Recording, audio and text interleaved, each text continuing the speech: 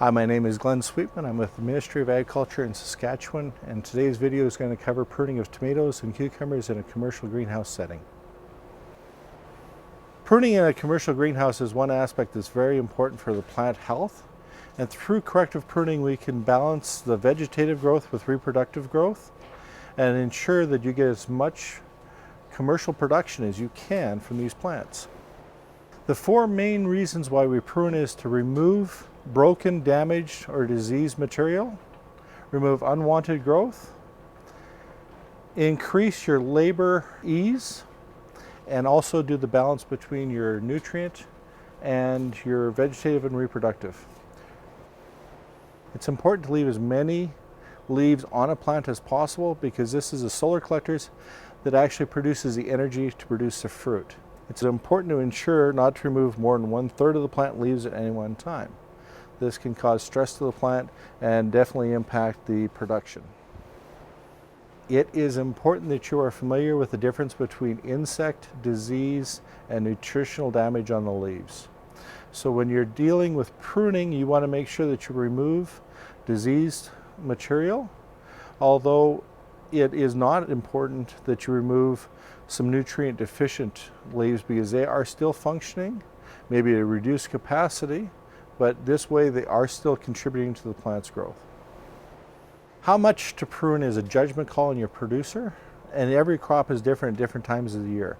So it'll be based on how much sunlight is, how vigorous a crop is growing. So this is one aspect that I can't demonstrate in this video, but throughout the year you will learn the keys of whether you want more leaves or you want less, and because as you prune, it indicates the plant to actually become more vegetative as well. So not pruning can actually slow a crop down. Pruning can either be done by your hand or with a pair of pruners or a small knife. Myself, I like to actually use a set of pruners because it's a clean cut and you sanitize it between each plant. So with that, you're removing unwanted growth through the axillary buds. You're removing off the base, so that way you get as much air movement as you can. You're working up to above the bottom fruit level, so that way your air movement is increased as well as some light is getting back to the fruit, which helps a little bit in the ripening. Moving up to the top of the plant, we are going to be leaving the last couple of axillary buds because we don't want to take the risk of damaging the main stem, and it's still pretty soft at this time.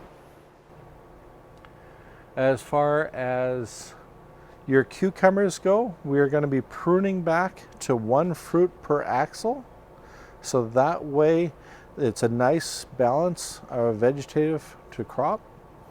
You can produce more if the plant wants to produce more, although if you do that you suffer in the long run because the plant will focus on those and will not produce fruit higher up. So the basic rule is 1 cucumber per axillary bud.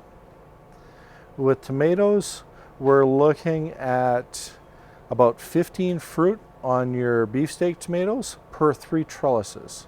So you'd have a couple more fruit if you're missing some on the next couple trusses. With that balance, the plant won't focus on producing a whole bunch of fruit. It will shut down fruit production above it, and that way you'll end up with a more constant supply of tomatoes for your consumers. Grape production is very similar to beefsteak production. We leave the truss intact, we harvest off as they become ripe, and we clip and prune the same way up the plant. When you're finishing off a crop, it's also important to continue the pruning process, because if we prune the top of the plant off, we can terminate the vegetative growth and focus on the reproductive growth. These tomatoes will then size up. You can finish harvesting the last few tomatoes, then finish the crop off. So these are the last stages, taking the terminal growth out, then I'll focus on the fruit instead of the vegetative growth. For more information on commercial greenhouse production in Saskatchewan, please contact me directly at glen.sweetman@gov.sk.ca.